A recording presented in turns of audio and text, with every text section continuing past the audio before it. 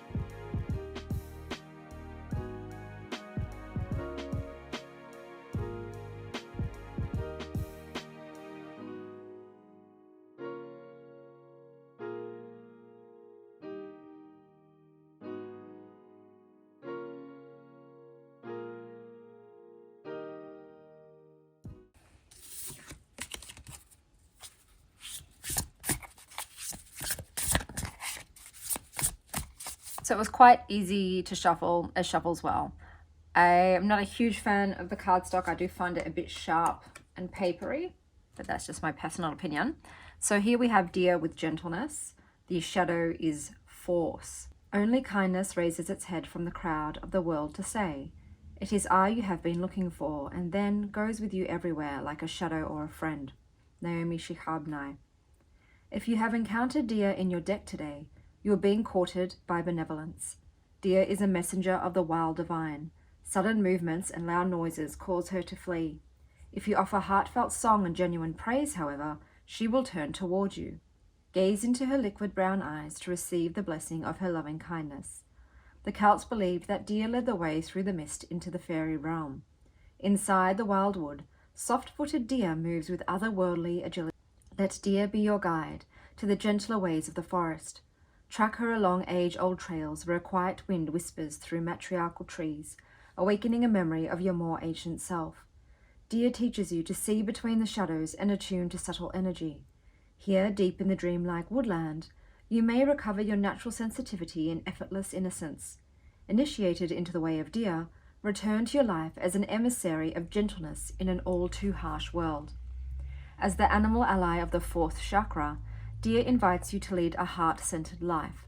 Even the most challenging situations and wounded beings can be soothed with tenderness. This is what humankind needs: kindness, the conduct of love. Whereas force controls by maintaining a false power over others through fear, Deer mirrors the true power of love within an open heart. So as kindness begets kindness, Deer asks that you embody her gentle medicine to expand the influence of your compassion. Following his enlightenment, the Buddha offered his first sermon on the Noble Eightfold Path: be compassionate, do no harm, speak kindly, be mindful, and so on, at Sarnath, the Deer Park. Thus he aligned himself with the exemplar of Deer as the embodiment of wisdom and gentle strength. Once you quiet your mind, Buddha says, right speech and right action will move through you, enabling you to follow the softly assured footsteps of Deer and lead with divine equalities of the heart, love, gentleness, and grace. Okay, so I just had a little play and I thought I'd mention this. So I remember I said it was color-coded. They've swapped these two around. So the green is meant to be wild feminine and that is meant to be animals. So as you can see, Swan Grace in here is done in the teal for the wild feminine, but on here it's the maroon. And then you can see with Lakshmi, that is meant to be in the maroon of the divine feminine, and unfortunately it's been done in the teal. So they've swapped, you can see that's the maroon, but it's done in the teal. They have swapped the colors on the cards, so I don't know if that's an error, but it is the opposite because I was trying to find them in this section and then I just realized, oh no, I can't look at the color. So on the card, it's the opposite for those two. That is The Wild and Sacred Feminine by Niki Dewar, Elizabeth Marglin, illustrations by Jenny Kostecki-Shaw. I hope that wherever you are having a wild morning, afternoon, or evening. And as always, stay wild, Star Child.